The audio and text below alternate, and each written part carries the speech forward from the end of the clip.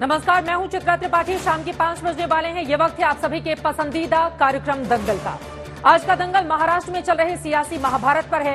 NCP किसकी है, इसके लिए पैंतरेबाजी लगातार जारी है। अजित पवार गुट ने दावा किया है कि उनके पास 40 विधायकों का समर्थन हासिल है।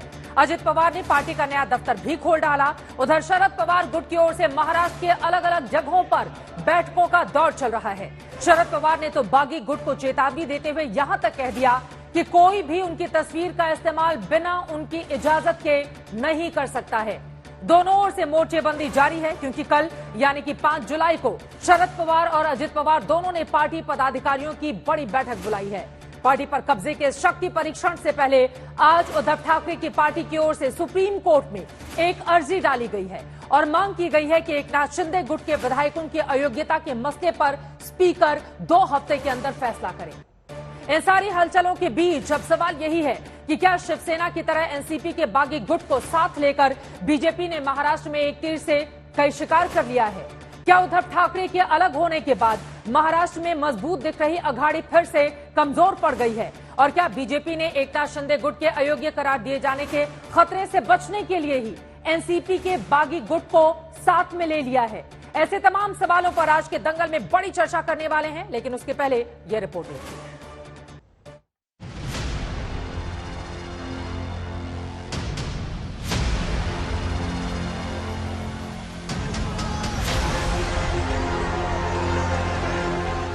महाराष्ट्र की राजनीति पिछले 2 दिनों में हाइपर एक्टिव मोड में चल रही है। एनसीपी शरद पवार की है या अजित पवार की, इसे लेकर पैंतरेबाजियां शुरू हो चुकी हैं। उधर कांग्रेस की मीटिंग में चर्चा हो रही है कि नेता विपक्ष का पद ही उसे मिल जाए, लेकिन बागियों के हाथों सत्ता और पार्टी गंवा चुके उद्धव ठाकरे गुट ने सुप्रीम कोर्ट में स्पीकर के खिलाफ ये अर्जी डाल दी है। पहले एनसीपी के कोहराम की खबर। अजित पवार की बगावत के बाद एनसीपी पर दावे की जंग शुरू हो गई है। एक तरफ अजित पवार गुट की ओर से एनसीपी के नए दफ्तर के उद्घाटन के मौके पर चाबी ही नहीं मिली तो हंगामा शुरू हो गया। उधर नागपुर में एनसीपी के पुराने दफ्तर के बाहर शरद पवार के समर्थन में पोस्टरबाजी तो खूब हुई, लेकिन मीटिंग में कोई नेता नहीं पहुंचा था। इधर अजित पवार अपने नए नवेले मंत्रियों के साथ कैबिनेट मीटिंग में भी शामिल होने लगे। उधर पार्टी पर दावेदारी के लिए नंबर गेम भी चालू है। अजित पवार गुट ने 2/3 विधायकों से भी अधिक नंबर होने का दावा कर दिया है।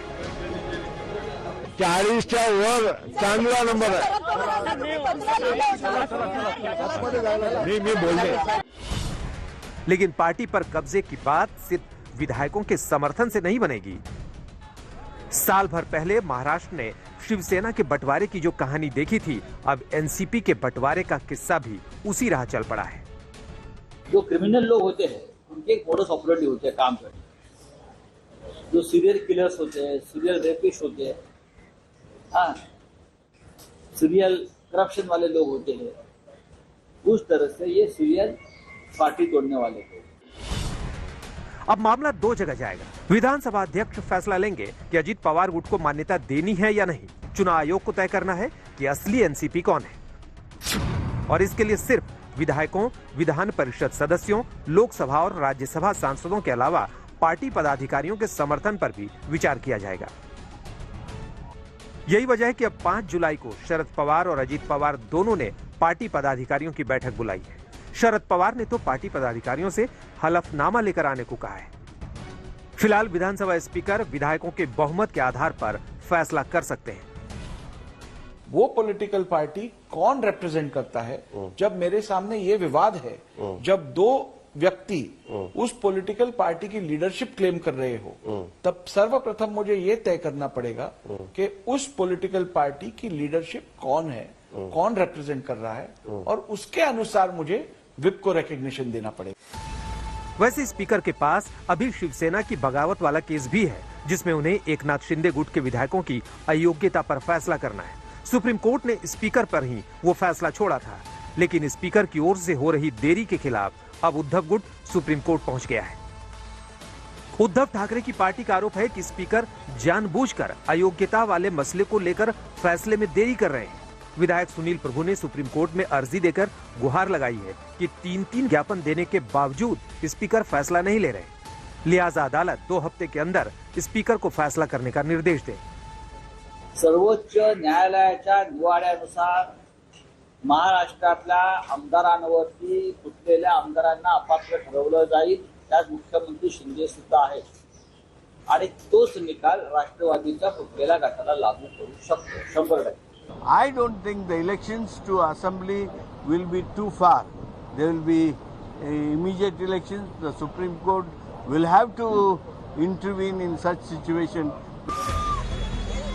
हालांकि स्पीकर को फैसला लेने के लिए 10 अगस्त तक का समय है, लेकिन उससे पहले मामला सुप्रीम कोर्ट पहुंच चुका है. लेकिन फिलहाल सबकी नजर 5 जुलाई पर टिकी है, जिस दिन शरद पवार और अजीत पवार दोनों ने पार्टी पदाधिकारियों की बैठक बुलाई है.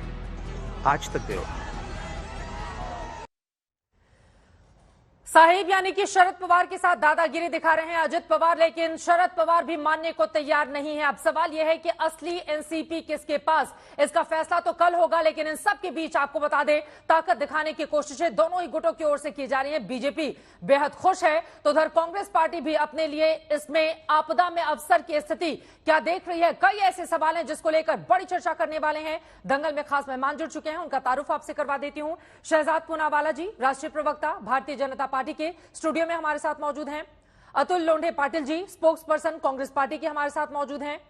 उमेश पाटिल जी हमारे साथ कुछ देर में होंगे, स्पोक्स पर्सन है एनसीपी के अजित पवार गुट के. प्रवीण कुंटे जी जो कि स्पोक्स पर्सन एनसीपी के शरद पवार गुट के, वो भी हमारे साथ जुड़ चुके हैं. संजय श्रीशाठ हमारे साथ एमएलए शिवसेना शिंदे गुट के जुड़ चुके हैं. आनंद दुबे जी स्पोक्स पर्सन शिवसेना उद्धव ठाकरे गुट के जुड़े हुए हैं. आप सभी का बहुत स्वागत करते हुए शुरुआत आपसे ही करते हुए, जिस तरह की स्थिति इस वक्त बनी हुई है शहजाद पूनावाला जी, अब तो सीधे संजय राउत की ओर से कहा जा रहा है, उनकी ओर से कहा गया है जो उद्धव के साथ हुआ सेम पैटर्न को फॉलो किया जा रहा है यहां पर, और ये राजनीतिक रेपिस्ट हैं, सीरियल किलर बता रहे हैं बीजेपी को. देखिए ऐसा है, आपके शो का शीर्षक है साहिब से दादागिरी. हाँ. यदि मैं प्रोड्यूसर रहता तो मैं लिखता साहिब, बेटी और बाकी सब गुलाम. जिन पार्टियों का चरित्र इस प्रकार से अपने सिद्धांतों के मूल से हटकर व्यक्ति केंद्रित हो जाता है, और आप देखिए शिवसेना का उदाहरण है, मुझे याद है बाला साहब ठाकरे जी उद्धव जी को और राज जी को बगल में बैठा के बोलते थे कि ये दोनों सरकार में नहीं रहेंगे, पर आज सरकार की लोलुपता के लिए उद्धव जी ने किस प्रकार से धोखा दिया मैंडेट को भी और बाला साहब को भी.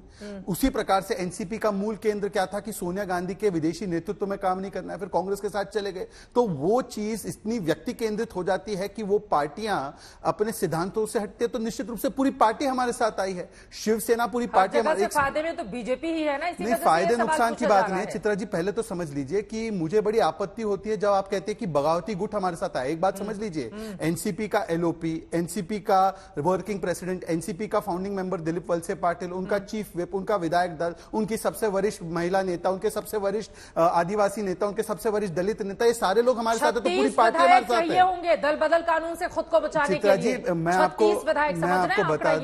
आपको बता दूं कि हमारे साथ तो पार्टी है, जैसे शिवसेना हमारे साथ है, एनसीपी हमारे साथ है. बगावती गुट शरद जी का है और बगावत तो उनकी फितरत में है. 98 में बगावत हमने थोड़ी की थी, उन्होंने की थी. 78 में बगावत उन्होंने ही की थी ना, दिलीप जिस प्रकार से उन्होंने सरकार तोड़ी थी और खुद मुख्यमंत्री बन गए थे. तो बगावत करना किसकी फितरत में है? दो बातें मैं कहना चाहता हूं. देखिए आज जो सवाल पैदा होता है वो ये होता है कि हमने जहां पर कोई काम किया ही नहीं, अपने आप से एनसीपी ने फैसला लिया कि वो हमारे साथ आना चाहती है, तो हमें दोष क्यों दिया जाता है? सवाल तो ये बनता है कि शरद पवार जी ने एक किताब लिखी, आप लोगों ने तोड़ा है, आप लोगों ने लालच देकर ईडी सीबीआई लगाकर केंद्रीय एजेंसियों को फोर्स भेजकर, क्योंकि जो चेहरे अब तक सामने आए हैं उनके साथ उसमें से ज्यादातर की जांच चल रही है इस वक्त. इसका मैं आपको बहुत ही स्पेसिफिक जवाब देना चाहता हूं. दिलीप वलसे पाटिल पर कौन सा केस है चित्रा जी? पूछिए जरा साहिल जोशी से, पूछिए जरा कि जयंत पाटिल पर केस है आईएलएफएस का, बिल्कुल है, वो क्यों नहीं आया? अगर इसी प्रकार से ईडी से मैनिपुलेट किया जाता, मेरी बात पूरी हो जाने दीजिए. मैं आपको एक उदाहरण और देता हूं, और आपकी रिपोर्टर विद्या मुंबई से ये रिपोर्ट फाइल करती है.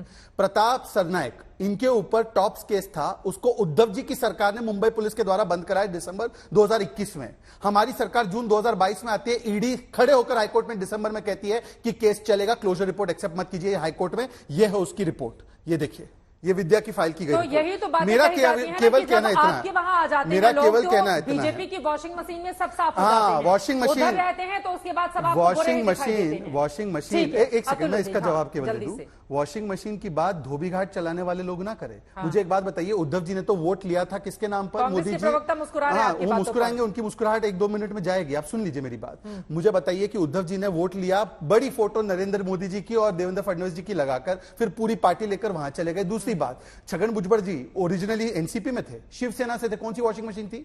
धनंजय मुंडे जी ओरिजिनली एनसीपी में थे, बीजेपी से एनसीपी गए, कौन सी वॉशिंग मशीन थी? नाना पटोले इनके अध्यक्ष बीजेपी के एमपी थे, कौन सी वॉशिंग मशीन में डाल के उनको प्रदेश अध्यक्ष बनाया? और अतुल लोंदे जी जो बोलते हैं कि हमने तोड़ा, हमने सब कुछ किया, अरे जब एक एनसीपी हमारे पास आई और ये क्लेम करते हैं एनसीपी इनके साथ है। एक सेकंड, एक लास्ट वाक्य, इनसे पूछे 1 मिनट के अंदर इन्होंने कहा एलओपी पोजीशन हमें दे दीजिए। हाँ। 1 मिनट के अंदर अतुल लोंडे जी का ऑफिशियल बयान है, मैं आपको पढ़कर सुनाना चाहता हूं। सुन लीजिए, मेरी बात सुन लीजिए। अब एनसीपी सुन तो लीजिए, एनसीपी का एलओपी क्यों होगा? अब तो कांग्रेस के 45 एमएलए है तो हम एलओपी देंगे, ये है बयान। देख लीजिए किसका बयान है। ठीक है, अतुल लोंडे जी का। अतुल लोंदे जी आपका ही बयान है, वो दिखा रहे देती हैं। हैं। खामखा बीजेपी को क्यों दोष देना जब खुद ही बैठे हुए हैं एनसीपी की आपदा में अवसर पाने के लिए? चित्रा जी, मैं एक कहानी आपको बताता हूँ। एक बहुत ही होनहार मेहनती लड़का, एकदम गरीब घर से आया हुआ, जिसका कोई परिवार से संबंध नहीं है, एक साल में 1600% तक का मुनाफा वो 15 और 16 ये साल में कमा लेता है। फिर वो इतनी मेहनत करता है, क्रिकेट में कभी खेलता नहीं, फिर वो जाकर बीसीसीआई का सेक्रेटरी बन जाता है। उसके लिए बीसीसीआई का कॉन्स्टिट्यूशन चेंज किया जाता है। उसको, वो गरीब लड़का जो है उसका नाम है जयेश अमित शाह, हमारे कोल्हापुर का नाती। फिर उन्होंने परिवारवाद की बात की, अजीत दादा पवार को लिया। अजीत दादा पवार कौन है? फिर इन्होंने परिवारवाद की बात की तो खिलाड़ी थे क्या क्रिकेट के? सुनील तटकरे जी जो है, मैं तो बीच में बोला नहीं, क्यों बौखलाहट को पैदा कर रहे हो? आप सवाल का जवाब नहीं दे रहे ना। सुनिए ना, मैं फिर मोदी जी के तुमने कहे हुए सुनाओ क्या सब? अच्छा ठीक है, मैंने निकाल कर रखे वीडियो सारे। नहीं ठीक है, मोदी जी के बारे में क्या कहा? जमा करके भी रखिए। अपने बाप का नहीं हुआ, ये किसी और का क्या होगा? ये आपने मोदी जी के बारे में कहा था, क्यों बीच में बोलते हैं? फिर अदिति तटकरे जी है, ये सारे हमारे साथ रहे हुए लोग हैं। तो ये जो पट्टी लगाकर घूमते हैं ना, तो पहले अपने गिरेबान में झांक कर देखे, फिर बाद में बात एलओपी करें। वाला अब मेरा क्या है, उस पर आ जाते हैं ना अतुल जी। ऐसा लग रहा है कांग्रेस में बेचैनी है इसको लेकर। देखिए, मेरे पास रिपोर्टर आए, उन्होंने मुझे पूछा जी कि अभी एलओपी कौन होगा, क्योंकि जितेंद्र आवाड़ जी को उन्होंने डिक्लेयर कर दिया था। तो मैंने उन्हें फॉर्मूला बताया। फॉर्मूला ये है हमारे महाविकास आघाड़ी में, जिसके ज्यादा विधानसभा में विधायक होंगे वो मुख्यमंत्री या फिर विपक्ष में है तो विपक्ष का नेता यानी एलओपी लीडर ऑफ अपोजिशन बनेगा। तो मैं कहा अभी जल्दबाजी होगी कुछ कहना, 3-4 दिन में सारा सिनेरियो क्लियर हो जाएगा, किसके पास ज्यादा विधायक है, उसके बाद उसका फैसला हो जाएगा। और यही बात जो दोहराई कल पवार साहब ने कहा, जिसकी ज्यादा संख्या होगी उसका एलओपी होगा। लेकिन आपके बयान से ये साफ हो गया ना कि अब शरद पवार और अजित पवार गुट में बगावत होने और अलग अलग गुट बनने के बाद कांग्रेस पार्टी एलओपी के लिए खुद को आगे कर रही है। आपके बयान से तो यही जाहिर होता है। मैंने फॉर्मूला दिया। आज हमारी विधायक दलों की मीटिंग हुई, विधायक दल के मीटिंग में भी इस बारे में कोई चर्चा नहीं हुई। वहां यही हुआ कि 2-3 दिन हो जाने दो, कल 5 तारीख को दोनों गुट की जो बैठक है वो बैठकों के बाद चित्र स्पष्ट होगा। उसके बाद हम लोग खुद पवार साहब से मिले और पवार साहब के सामने भी ये चर्चा नहीं हुई, क्योंकि ये बात एकदम साफ है। ठीक है, फॉर्मूला है। नहीं तो मुझे बता दीजिए कि ऐसा होता है क्या? जो फार्मूला है वो फार्मूला बता दिया। शहजाद भाई अपने हिसाब से बातें बताते हैं, तो अपने हिसाब से परिवारवाद नहीं बताते हैं। अनुराग ठाकुर से लेकर देवेंद्र फडणवीस तक, पीयूष गोयल तक, सारा तो परिवार ही परिवार है। ठीक है, सब जगह परिवार ही परिवार है। परिवारवाद पर नहीं रहते हुए भी अभी एनसीपी को लेकर है ना कि ज्यादा ताकत, ज्यादा पावर किसके पास है, किस पवार पर है? चित्रा जी, जल्दी से उनके आरोपों पर जल्दी से। चित्रा जी देखिए, ऐसा है चित्रा जी, यदि आप मुझे बोल रही हैं जिसके पास पावर है वो तो लोग बताएंगे ना, जिसके साथ लोग है उसके साथ पावर है। चुनाव तो कर ले पहले, इनकी हिम्मत नहीं हो रही है बीएमसी का चुनाव करने की, ना नागपुर म्युनिसिपल कॉर्पोरेशन का, ना पुणे का। पहले एक बार चुनाव तो करे। 1.5 साल से ज्यादा समय हो गया है। वो चुनौती दे रहे हैं आपको कि चुनाव कराकर फैसला हो जाने दो।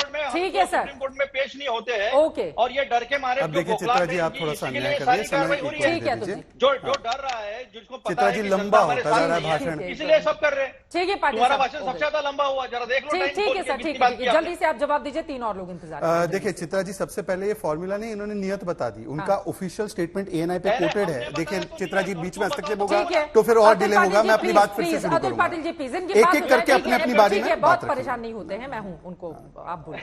मैं आपको Atul ji. Coated statement ANI से ट्वीट किया हुआ और जो आपके चैनल पर भी चला है। कांग्रेस के पास 45 एमएलए है, अजीत पवार जी ने कहा कि उनके पास 40 है, मतलब एनसीपी के पास केवल 13 बचे। इन्होंने पुष्टि कर दी है कि आज एनसीपी शरद पवार फैक्शन जो है वो बागी गुट है और हम लोग असली एनसीपी है, ये उन्होंने साबित किया है। प्लीज चित्रा जी, ये जनता को नहीं समझ में आता, आप कृपया करके अपने पीसीआर से रिक्वेस्ट कीजिए। मेरी बात 30 सेकंड में समाप्त हो अतुल जाए। जी उनकी बात हो जाने दीजिए, अतुल पाटिल जी उनकी बात हो जाए, उसके बाद आप बोलिएगा। आप बोलिएगा, दोनों लोग साथ में बोलेंगे सर, आवाज नहीं आएगी। चित्रा जी आपको वो कह रहे हैं हस्तक्षेप उनका करना वीडियो पड़ेगा। चलाए, ठीक है, वो कह रहे हैं उनका वीडियो मैं चलाए। आपके चैनल ठीक को है, अतुल आप पाटिल देखिए, साहब, please please please. Chitra ji यदि देखिए मुझे आप 30 सेकंड दे दीजिए बिना बोलिए, हस्तक्षेप बोलिए, के। बोलिए, नहीं, बार बार आपका नहीं चैनल बोलेंगे, अलाउ वो कर रहा है नहीं इस प्रकार के बोलेंगे। ड्यूअल टॉक को, फिर वो जनता के पास नहीं पहुंच कोई बात नहीं सर, डिबेट है इसलिए थोड़ा सा पर बोलने बीच का में मौका बोलना होना बैड चाहिए। मैनर्स भी ठीक है, ओके, बोलिए। चलिए मैं अपनी बात रख देता हूं। अतुल पाटिल जी प्लीज बोलिए। अब देखिए 5 मिनट इसी में हो गए। मैंने जो स्टेटमेंट दिया है, यदि एएनआई ने गलत डाला है और आपके चैनल पर गलत चला है तो वो उसको क्लैरिफाई कर दे। दूसरी बात, ये नाना पटोले और बाला साहब थोराट ने भी बोले, बट छोड़ देते। इन्होंने अभी बीएमसी की चुनाव की चुनौती दी। चित्रा जी 30 सेकंड दे दीजिए। बीएमसी में 227 सीटें थी 2017 में, हमें 82 मिले बीजेपी को, 84 शिवसेना को मिले। उसके बाद जब इनकी सरकार आई तो इन्होंने 236 कर दी, डिलिमिटेशन करके, जो अवैध तरीके से किया, तो कोर्ट में वो चैलेंज हुआ। हमारी एक सेकंड सुन लीजिए प्लीज, पेशेंस रखिए। उसके बाद जब हमारी सरकार आई शिंदे जी की, उन्होंने 227 ओरिजिनल पे रिवर्ट किया। इनके लोग राजू पेडनेकर और एक और व्यक्ति ने जाकर अपील किया हाईकोर्ट में और सुप्रीम कोर्ट में चैलेंज किया और सुप्रीम कोर्ट ने स्टेटस को लगाया है। उनकी पिटीशन विड्रॉ होगी तब ये चुनाव होंगे। तो मुझे बता दीजिए इसमें हम कहां से डर रहे हैं? हम तो खड़े हैं कि आइए मैदान में, आप एक साथ हो जाते हैं हमसे लड़ने के लिए। मैं फौरन आपके पास आ रही हूं, 2 लाइन में सर। अतुल जी इनको बोलिए पिटीशन विड्रॉ करें सुप्रीम कोर्ट से। इनके वकील जो है वो कोर्ट में पेश नहीं होते हैं, इसलिए एडजर्नमेंट पे पिटीशन किसकी है? ये डरे हुए हैं। तुम पिटीशन किसकी है? करो तुम्हारे वकील को पेश। ठीक है सर, ठीक है सर, वापस आ जाते हैं। अभी एनसीपी पर ही रहते हैं, अभी एनसीपी पर ही रहते हैं, ठीक है। दोनों तरफ से 2 अलग अलग दावे किए जा रहे हैं। केवल एक वाक्य, पेटीशन मुझे भी बोलना पड़ेगा। शिवसेना उद्धव फैक्शन की लगी है, जिसकी वजह से स्टेटस को लगा हुआ है। ये क्लैरिफाई होना चाहिए। देवदत्त कामत जाकर अपियर करते हैं, कांग्रेस के नेता है। ठीक है, हमारे साथ एनसीपी और उद्धव गुट के भी लोग बने हुए हैं। अब सीधे उन लोगों का रुख कर लेते हैं। प्रवीण कुंदे जी, सीधे आपके पास आते हुए, अब शरद पवार जी के लिए चुनौतियां तो बहुत बढ़ गई हैं। प्रफुल्ल पटेल ने आज आकर फिर दावा कर दिया है कि 40 विधायकों का समर्थन अजित पवार के साथ है। ऐसे में कल की बैठक से क्या निष्कर्ष निकलेगा? देखिए, सबसे पहले मैं पूनावाला जी की बात को जवाब देना चाहूंगा। मैं उनकी बहुत समय से उनकी नैतिकता के बारे में बात सुन रहा था। जिन भारतीय जनता पार्टी के नेताओं ने लगातार, चाहे देश के प्रधानमंत्री हो, देश के गृह मंत्री हो या महाराष्ट्र के गृह मंत्री हो, तमाम भारतीय जनता पार्टी के नेताओं ने एनसीपी के नेताओं पर लगा भ्रष्ट नेता होने का आरोप लगाया। रिसेंटली आप भोपाल में माननीय प्रधानमंत्री जी के भाषण को सुनने का काम करेंगे, उन्होंने 70,000 करोड़ की सिंचाई के भ्रष्टाचार की बात करी थी। ठीक उसके दिन के बाद जिन नेताओं को लेकर इस आरोप लगाए गए थे, उन्हीं को मंत्रिमंडल में शामिल कराकर डिप्टी सीएम बनाया गया। यहाँ यही नहीं, जिन नेताओं को पिछले 2.5 साल तक ईडी के मामले में लेकर जेल में रहना पड़ा, जिन नेताओं पर पिछले 4 महीने में लगातार ईडी के रेड गिरने का काम हो रहा है, उन तमाम लोगों को बाइज्जत सम्मान के साथ कैबिनेट में शामिल कराकर भारतीय जनता पार्टी ने अपना असली चेहरा बताने का काम किया है। मैं चाहता हूं कि भारतीय जनता पार्टी के नेता और पूनावाला जैसे प्रवक्ता नैतिकता का पाठ न पढ़ाए तो बहुत बेहतर होगा। और ठीक जहां दूसरी बात थी, परंपरा की बात थी, मैं अतुल लोंढे जी की बात से पूरी तरह से सहमत हूं कि भारतीय जनता पार्टी के नेताओं को अपने तमाम विरासत के नेताओं के बेटों के बापों के, उनके पिताओं के राजनीतिक अपने अनुभव, राजनीतिक विरासत को अगर आप अभ्यास करने का काम करेंगे, ठीक है, तो ठीक भारतीय जनता पार्टी में भी वंश सर परंपरा अभी की राजनीति बहुत पर और जोर से चल रही परिवारवाद है। पर बात कर लेंगे। बताइए एनसीपी शरद पवार गुट की बचेगी कैसे? अभी तो सवाल वो है ना सर। जहां तक एनसीपी का मामला है, मैं दावे से कहता हूं अभी तक 53 विधायकों में से 9 विधायकों को मंत्री बनाने का काम भारतीय जनता पार्टी की सरकार ने किया है जी। 9 विधायकों माइनस करने के बाद में हम लोगों के पास में 40 से ऊपर विधायकों का समर्थन हमारा पास आज भी है। और कल की विधायक दल की बैठक कल हम लोगों की 1 बजे यशवंतराव चौहान प्रतिष्ठान के मीटिंग में हम लोगों के पास में कितने विधायकों का समर्थन है, तमाम पार्टी का कैडर हम लोगों के साथ कितना हम लोगों के साथ है। तो वो प्रफुल्ल पटेल जो दावा कर रहे हैं, उनके दावे में दम नहीं दिखता है आपको? बिल्कुल नहीं।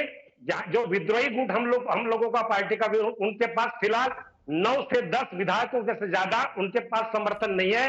9 विधायक 53 से माइनस कर लीजिए, बचे हुए तमाम विधायक हम लोगों के साथ थे।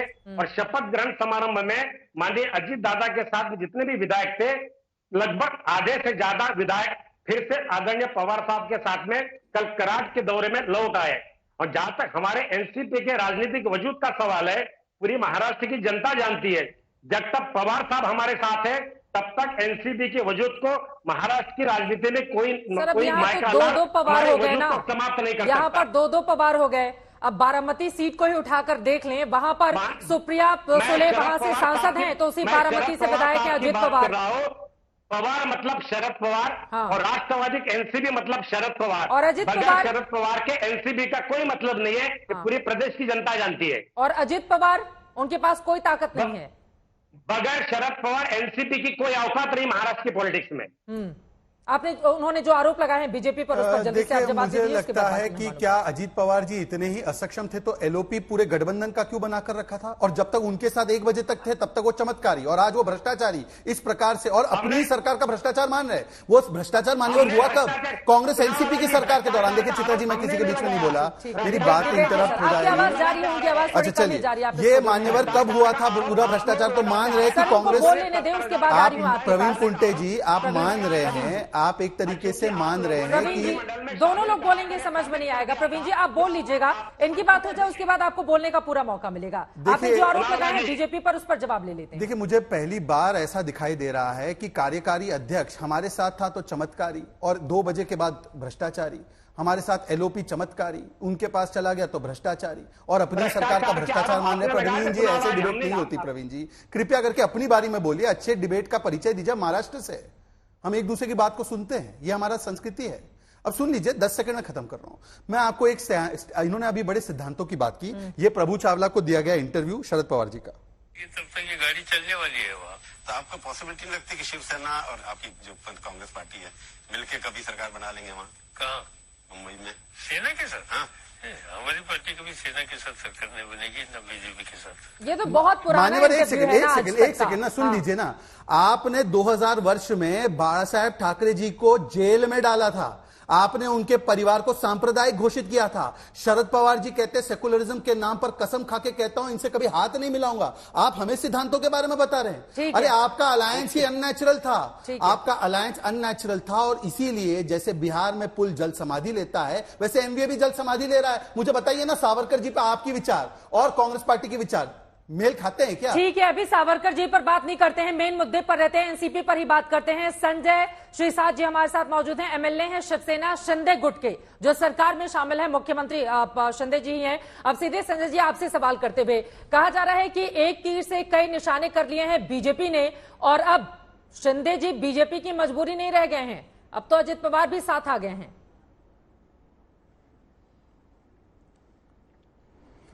ऐसा नहीं है। ये जो घटना घट रही थी, जब उसका एक आई विटनेस मैं भी था जी। अजित दादा की बहुत दिनों से आप देखते होंगे, शरद पवार साहब ने जब राजीनामा दिया था उस टाइम से उनकी आपस में बन नहीं रही थी, और हर एक किसी को लग रहा था कि एनसीपी की जो बागडोर है वो अजित दादा के हाथ में जाएगी, लेकिन वैसा हुआ नहीं। शरद पवार ने अपना रिजाइन वापस ले लिया, फिर उन्होंने कार्यकारिणी जाहिर की, उसमें 2 उपाध्यक्ष बनाए गए। ये सब चीजें इसलिए किए गए कि कहीं अजित दादा उनके सर पे ना बैठे। एक अजित दादा ये महाराष्ट्र में एक पावरफुल नेता है, ये हर कोई मानेगा, कोई भी पार्टी का वो मानेगा कि अजित दादा पावरफुल नेता है। अगर ये नहीं मानते, आज उन्होंने कहना शुरू कर दिए कि नहीं ये तो भ्रष्ट है, वो तो ऐसे है, और सब जो चर्चाएं जो होती है, ये चर्चा कहाँ किस बातें में करने की है? बीएमसी पे करने की है या तो पिछले जो रिकॉर्ड है उसके ऊपर करने की, ये पहले तय कर लो जी। अब तक की जो चर्चा सुन रहा हूं मैं, वो चर्चा में कोई मतलब नहीं है। हाँ। अभी जो अजित पवार सब साथ में हमारे आए जी, किसने कहा है? ये अजित पवार ने कहा है कि मैं चिन्ह के साथ, चुनाव के चिन्ह के साथ और पार्टी के साथ आपके साथ आया हूं। ये अजित पवार साहब का कहना है, ये हमने कहा है क्या? नहीं। तो एक पार्टी जब हमारे साथ में जुड़ना चाहती है तो हमने उसको एक्सेप्ट किया है, और इसलिए हमारा वजन इसका कम हुआ कि इसका ज्यादा हुआ, ये हम नहीं सोचते। हमारा सोच यही है कि अब हम मजबूती से सत्ता चलाएंगे। आपके भी ये 16 हमारी धारणा विधायकों थी। पर और अयोग्यता उसमें का कोई गलत खतरा नहीं है बना ना। हुआ है, जिसको लेकर उद्धव गुट चला गया है सुप्रीम कोर्ट कि 2 हफ्तों के भीतर इस पूरे मामले में स्पीकर जो है वो आदेशित करें।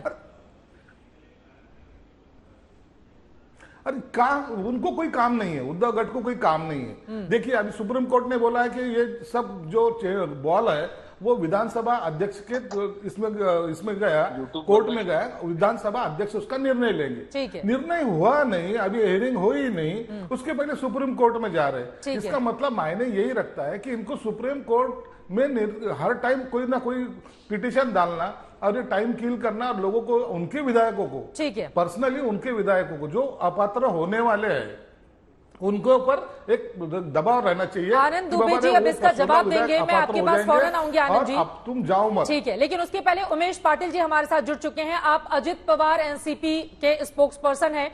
उमेश पाटिल जी सीधे आपके पास आते हुए, शरद पवार गुट के प्रवक्ता प्रवीण कुंते जी हमारे साथ जुड़े हुए हैं। एक हफ्ते पहले तक आप लोगों में जो भी करीबी रिश्ता हो, लेकिन अभी तो दोनों अलग अलग गुट के हैं। उमेश पाटिल जी, उनका ये कहना है कि बिना शरद पवार के कोई वजूद नहीं है अजित पवार की एनसीपी का। क्या करेंगे फिर आप लोग? देखिए, हमने कभी नहीं कहा कि ये एनसीपी अजित पवार की है। ये एनसीपी जो है ये शरद पवार साहब की ही है। और हमने ये भी कहा है कि पवार साहब के जो है हमारे भगवान है, हमारे गुरु है, और ऐसा कभी नहीं कहा। अजीत दादा ने एक अपना जो है डेमोक्रेटिकली ये डिसीजन जो है पार्टी में, जो पवार साहब को भी एक्सेप्ट करने वो भी करे, इसलिए हम लोग उनको प्रयास कर रहे हैं। ऐसा नहीं है शरद कि पवार आप जी ये आपके लिए अगर भगवान है उमेश पाटिल जी, हम कल भी राष्ट्रवादी थे, आज भी राष्ट्रवादी है और कल भी राष्ट्रवादी तो कल उन्होंने मीटिंग बुलाई है शरद पवार की, इस मीटिंग में जाएंगे आप लोग? देखिए, कल जो मीटिंग बुलाई है पार्टी के हमारे सभी नेताओं ने कल जो मीटिंग डिसाइड की है वो एमईटी मुंबई एजुकेशन ट्रस्ट की यहाँ पे मीटिंग बुलाई है। वहाँ पे सभी जिलाध्यक्ष, प्रदेश के पदाधिकारी और सभी हमारे नेतागण को, वहाँ पे कार्यकर्ताओं को बुलाया गया है। उस मीटिंग में हम लोग सब रहेंगे, सारे लोग उस मीटिंग में रहेंगे। प्रवीण कुंते जी, वो तो कह रहे हैं कि शरद पवार मेरे लिए भगवान है और उनसे अलग एनसीपी नहीं है। और अभी जो खींचतान चल रही है दोनों पार्टियों में, और अब तो शरद पवार जी ने कह दिया है कि दूसरे गुट वाले उनकी फोटो तक का इस्तेमाल नहीं करें। मैं पाटिल जी के जवाब देने से पहले मैं सिरसा जी से एक बात पूछना चाहता हूँ। सिरसा जी का बड़ा बयान मैं सुन रहा था। जब एकनाथ शिंदे जी ने पार्टी से शिवसेना से बगावत करने का काम किया था, तो यही तमाम एकनाथ शिंदे गुट के तमाम विधायक कहा करते थे कि हमने अजित पवार साहब के वजह से हमने अलायंस तोड़ने का काम किया। ये वही अजित पवार थे कि फाइनेंस मिनिस्टर रहते, उन लोगों ने हमारे पार्टी के साथ अन्याय किया। मुझे बड़ा ताजुब हो रहा है, आज वही सिरसा जी अजित दादा का नाम लेते लेते ना उनका गला थक नहीं रहा है। इस तरह से दो मुहे राजनीति में जिस तरह से महाराष्ट्र में चल रही है, मुझे नहीं लगता कि महाराष्ट्र की जनता इस चीज को पसंद करेंगी। अजित पवार वाली बातों पर भी तो बोलिए ना सर। आज तो चित्रा जी, तस्वीरें जिस तरह की दफ्तर को लेकर सामने आई हैं, उसने पूरे महाराष्ट्र को हैरान कर दिया है। कौन से दफ्तर की? दफ्तर की खींचतान की तस्वीरें। अजित पवार जी दफ्तर में जाना चाहते थे, वहां पर जिस तरह की तस्वीरें सामने आई, उसको लेकर अब क्या ही कहा जाए। दफ्तर की कोई खींचतान नहीं हुई। उन्होंने अपना अलग से ऑफिस शुरू किया। हम लोगों का ऑफिस बॉम्बे में ऑलरेडी स्टेब्लिश ऑफिस एनसीपी का है। ऑफिस के लेकर शहर में किसी भी तरह का कोई संघर्ष नहीं चल रहा है। संघर्ष चल रहा है विधायकों के बीच में। कल हम लोग, चूंकि हम लोगों ने पहले 1 बजे की मीटिंग बुला रखी थी, उसके बाद में अजित दादा के गुट ने 11 बजे की मीटिंग बुलाई है। कल दोनों मीटिंग के बाद में दूध का दूध पानी का पानी हो जाएगा। महाराष्ट्र के कितने जिलाध्यक्ष किसके साथ है, कितने विधायक किनके साथ है, पार्टी संगठन किनके साथ है, इसका फैसला पूरी तरह से पिक्चर कल शाम तक हो जाएगा। अजित पवार के बारे में एक लाइन में जल्दी से आप बोल दीजिए। ये जो 9 मंत्री शामिल हो गए हैं सरकार के भीतर, जल्दी से उस पर आपकी एक टिप्पणी हो जाए, उसके बाद बाकी मेहमानों के पास में जा रही हूं। क्यों बार बार एनसीपी की ओर से कहा जा रहा है कि शरद पवार की पीठ में खुरा घोंपने का काम किया गया है राजनीतिक तौर पर अजित पवार की ओर से? इस तरह के बयान लगातार लोगों ने जिन लोगों ने पिछले 30 से 40 साल तक लगातार राजनीति पवार साहब की छत्र छाया में करने का काम किया है, जो लोग रात दिन पवार साहब का नाम ले लेकर थकते नहीं थे, उन लोगों ने जिस तरह से पवार साहब की पार्टी को तोड़ने का प्रयास किया है, प्रवीण जी आप भूल रहे हैं, जनता इसको जानती है, प्रवीण जी पूरे प्रदेश की जनता जानती है कि जिस तरह से पवार साहब को 82 साल की उम्र में इन लोगों ने राष्ट्र में संघर्ष लाने के लिए मजबूर किया। राष्ट्रवादी पार्टी के फाउंडर जो है वो खुद पवार साहब के साथ, खुद पवार साहब के साथ भुजबल साहब, छगन भुजबल साहब उस वक्त जो फाउंडर थे, पहले प्रदेश अध्यक्ष छगन भुजबल साहब थे, आप ये भूल रहे हैं। पवार साहब की एनसीपी ही महाराष्ट्र में असली एनसीपी है। और जिस तरह से कल से करार के दौर से माननीय पवार साहब को खुल के समर्थन मिल रहा है, आने वाले दिनों में जो हमारा बागी गुट है, बागी गुट की जमीन हिलने बिना नहीं रहने वाली है। बोलिए बागी गुट के एनसीपी के प्रवक्ता जी, आप तो कह रहे हैं शरद पवार हमारे भगवान हैं और उनके गुट के लोगों का कहना है कि जो लोग बागी हैं उनका कोई वजूद स्वीकार नहीं करते, कोई बागी नहीं है। देखिए मैं प्रदेश की जनता को गुमराह करने का एक बात आपके सामने रखना चाहता हूं। अभी आप मेरी बात सुनिए, बोलिए मेरी बात सुनिए अभी प्रवीण जी। देखिए ये पार्टी जो पार्टी डेमोक्रेटिक से चलती है, डेमोक्रेटिक वे से चलती है, लोकशाही मूल्य तत्वों के हिसाब से चलती है। पार्टी के बहुतांश नेताओं ने, बहुतांश कार्यकर्ताओं ने ये डिसीजन जो लिया है उसके तहत ये सब बातें हो रही है। अभी कल के मीटिंग में ये सब दूध का दूध पानी का पानी हो जाएगा। हमने ये कहा कि जो डिसीजन सभी लोगों ने लिया है, और इनको जो गद्दार कह रहे हैं, कुछ लोग बागी कह रहे हैं, किस बात के बागी? बीजेपी के साथ 2014 में जब हमने हालात डिक्लेयर किया था कि बीजेपी को सपोर्ट करने का, तब कहां गए थे? तब कहां गए थे जितेंद्र आवाज? तब कहां गए थे जयंत पटेल साहब? चले गए थे उमेश पाटिल जी, कंफ्यूजन हो जाएगा ना फिर इसमें। आप लोग क्या चाहते हैं ये समझ में नहीं आ रहा है। एक तरफ आप शरद पवार को भगवान बता रहे हैं, दूसरी तरफ बिना उनकी परमिशन के बीजेपी सरकार में शामिल हो गए हैं, और 40 विधायकों का क्या समर्थन आपके साथ है या फिर नहीं है? शरद पवार तो आपके साथ नहीं है ना उमेश पाटिल जी, जो जैसा कि प्रवीण कुंते जी बार बार बोल रहे हैं।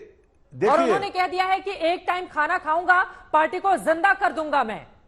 और बार बार आप लोगों पर तीखे हमले शरद पवार जी की ओर से किए जा रहे हैं। प्रदेश की जनता बात तो तय है कि ये मान लिया है कि पार्टी में अभी जो हुआ है जी उसकी वजह से, देखिए ये पवार साहब जो है ना, उनको समझाने की कोशिश अभी भी जारी है। और उनको पार्टी के मैंने जो कहा कि डेमोक्रेसी पे उनका बहुत विश्वास रहा है। और जब पवार साहब के सामने सभी लोग ये बात रखेंगे, सभी नेतागण, सभी पार्टी के पदाधिकारी, जो हम अजीत दादा के नेतृत्व में जो निर्णय लिया गया है उसका भविष्य में समर्थन एक सवाल को और जवाब दे दीजिए, उसके बाद मैं बाकी मेहमानों के पास जाऊंगी। उमेश पाटिल जी, देवेंद्र फडणवीस का पिछले हफ्ते एक बयान सामने आया था कि जब बीजेपी के साथ सरकार में शामिल हुए थे अजित पवार, जिसमें 2-3 दिनों के बाद फिर सारा खेल हमने बिगड़ते हुए भी महाराष्ट्र की पॉलिटिक्स में देखा, उस समय शरद पवार की हामी थी। क्या इस बात को पूरी तरह से आप भी कंफर्म करेंगे कि हाँ बीजेपी के साथ जाओ, सरकार बनाओ? देखिए पवार साहब ने खुद इसके बारे में इंटरव्यू दिया है। पवार साहब जो कहते हैं उनके बारे में टिप्पणी करने की हमारे औकात नहीं है, लेकिन पवार साहब ने इटसेल्फ खुद से ही इंटरव्यू में जो उस वक्त घटनाएं घटी हुई थी, उसके पीछे क्या रहस्य था, क्या बातें घटी थी, वो सब पवार साहब ने बताया है। और सभी महाराष्ट्र समझता है, सभी देश समझता है कि पवार साहब ने इंटरव्यू में क्या कहा। अब प्रवीण कुंते जी के साथ लोगों के जहन में सवाल आएगा, चूंकि अंदरूनी आपकी मीटिंग में शरद पवार की ओर से यह भी कहा गया कि 2024 में मोदी सरकार फिर से आने वाली है। इस तरह का बयान खुद आप ही के नेता की ओर से दिया गया प्रेस कॉन्फ्रेंस में, कल हम सब ने देखा था। अब प्रवीण कुंते जी, सवाल बड़ा ये खड़ा हो रहा है, लोग कंफ्यूज हो रहे हैं क्योंकि हम सब ने 3 दिन तक डिप्टी सीएम बनते हुए अजित पवार को देखा, अभी भी खींचतान चल रही है। ये सब एनसीपी के किसी बड़े नेता की लिखी हुई स्क्रिप्ट तो नहीं है प्रवीण कुंते जी?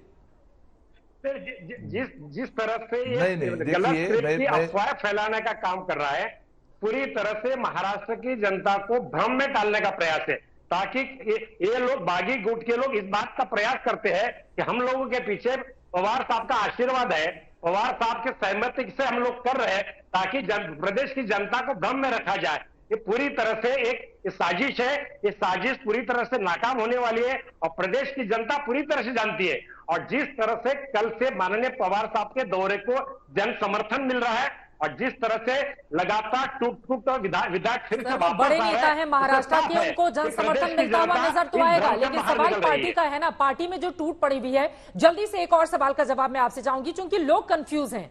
शरद पवार अगर इतने दिनों के बाद वो बोलते हैं, जैसा कि अजित पवार गुट के प्रवक्ता की ओर से बताया जा रहा है, उमेश पाटिल ने कहा है कि देवेंद्र फडणवीस के मुख्यमंत्री रहते हुए डिप्टी सीएम जब बने थे अजित पवार, तो उसमें शरद पवार की हामी थी, लेकिन 3 दिनों के बाद खेल पलट जाता है, फिर शरद पवार महाविकास अघाड़ी के साथ चले जाते हैं और इस बात को खुद ही उन्होंने एक्सेप्ट किया है।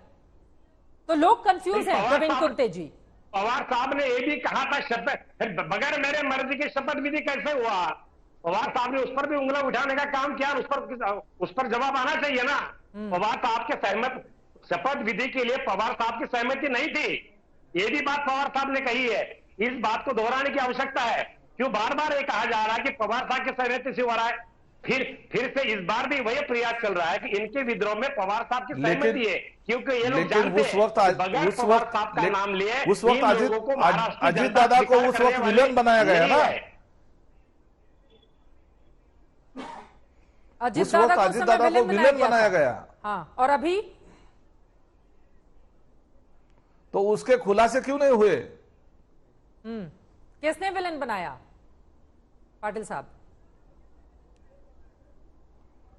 यही तो मैंने अभी कुंटे जी को यही पूछा है कि जो 3 दिन का सरकार बनी थी, जब सुबह सुबह देवेंद्र जी फडणवीस के साथ अजित दादा ने शपथ ली थी, तब ऐसा माहौल पूरे महाराष्ट्र में, देश में क्रिएट किया गया कि अजित दादा ने बंडखोरी की है, अजित दादा ने बगावत की है, ऐसा माहौल किया गया।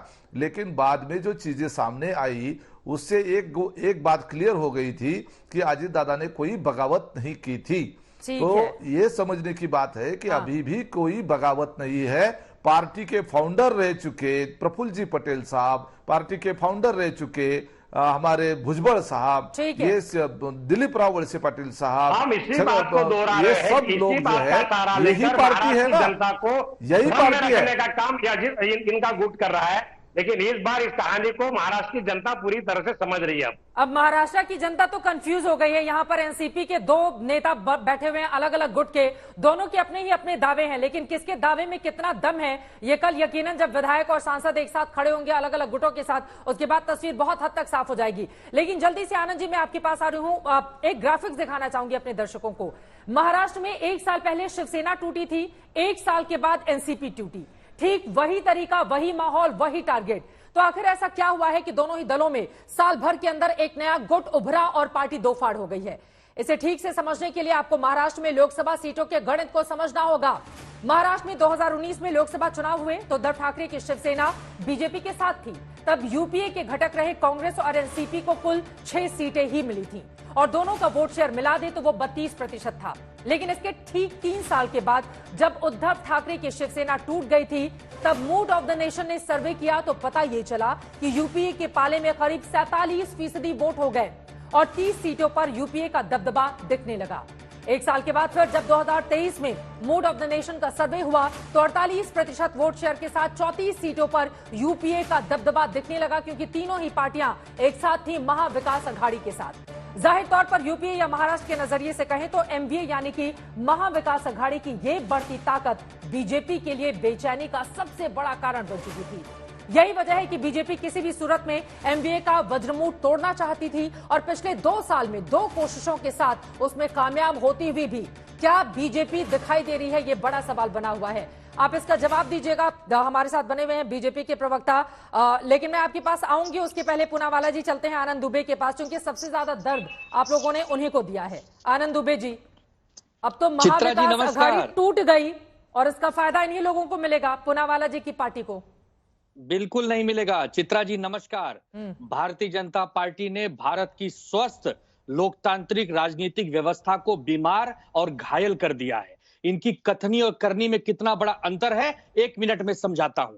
ये कहते हैं कि हमारे पास यदि कोई स्वेच्छा से आता है, चाहे उस पर हमने ही घोटाले और भ्रष्टाचार का आरोप ही क्यों न लगाया हो, हम उसे अपने हृदय से लगाते हैं, अपने गले से लगाते हैं, उसको अपने बगल में बिठाते हैं और करते क्या है, उस पर आरोप लगाते हैं, उसे डराते हैं, धमकाते हैं, ईडी सीबीआई का खूब बड़ा खौफ दिखाते हैं। अगर वो डर गया तो अपने पाले में उसे लेकर तोड़ मरोड़ कर अपना सुनिए तो पहले ठाकरे की पार्टी के लोग डर जाएंगे। आप समझ रहे हैं आप क्या बातें कर रहे हैं आनंद दुबे जी? चित्रा जी यही बाला साहब ठाकरे की पार्टी के लोग ईडी सीबीआई से डर गए और 40 विधायकों के साथ चले गए, शिंदे मुख्यमंत्री बन गए।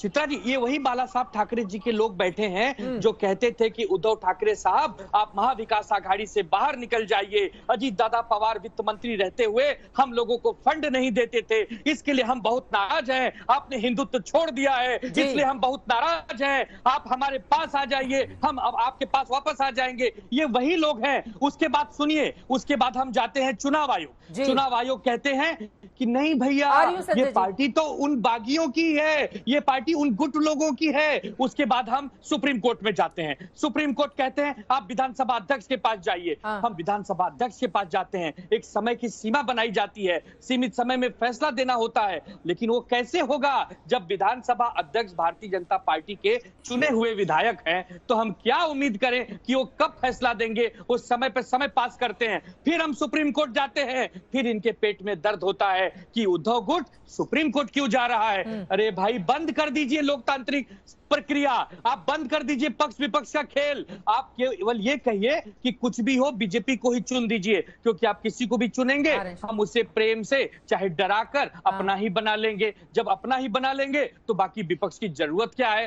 तब ये ड्रामा, ये नाटक करने की क्या आवश्यकता है? वो कह रहे इतना नाटक करने की क्या जरूरत है? और जब भी सुप्रीम कोर्ट जाते हैं आपके विधायकों की अयोग्यता वाले मामले को लेकर आप लोगों के पेट में दर्द होने लगता है, संजय जी, वो आरोप लगा रहे हैं। नहीं, देखिए, ये इनका कहने का कहीं देखते और कहीं निशाना कहीं और है। एक बात मैं आपको क्लियर कर देता हूं, अजीत पवार हमको निधि नहीं देते थे, ये आज भी मैं बोल रहा हूं। मैं उनके पास गया था, साहब हमारे मतदार संघ में निधि चाहिए। अरे बोले आपके मुख्यमंत्री कौन है? उद्धव ठाकरे है ना, तो उनसे आप बोलिए, वो अगर बोलते हैं तो हम आपको निधि देते। अरे हमारे उद्धव साहब हमको मिलते ही नहीं थे, 2.5 साल में हमको मिलते नहीं थे ना, वो कभी हमारे लिए हमारा फोन उठाते थे। और अजीत दादा, ये जो प्रवक्ता जो बोल रहे हैं ना, अरे वो टाइम वो अजीत दादा ने आपकी पार्टी बढ़ाई है, उसको थैंक्स बोलो। मैं उनकी तारीफ कर रहा नहीं है, उन्होंने पार्टी बढ़ाने का काम किया और हमारी पार्टी खत्म करने का काम किया। उठाव जो किए हमने उसके लिए उठाव किया, ये बात आप समझ नहीं रहे।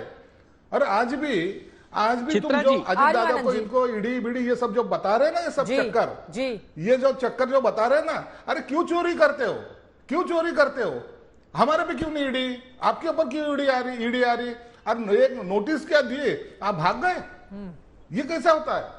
वो कह रहे हैं हमारे पीछे क्यों नहीं आती है सीबीआई और ईडी? आनंद दुबे जी, चित्रा जी ऐसा है, अरे हम भी राजनीति में हम 38 साल से, महाराष्ट्र में 70 से ज्यादा नेता है जिसके ऊपर ईडी सीबीआई के केस चल रहे हैं वर्तमान में, लेकिन वो जैसे ही भारतीय जनता पार्टी के पास जाते हैं उनके केस पूरी तरह बंद हो जाते हैं। कहां गए किरीट सोमैया?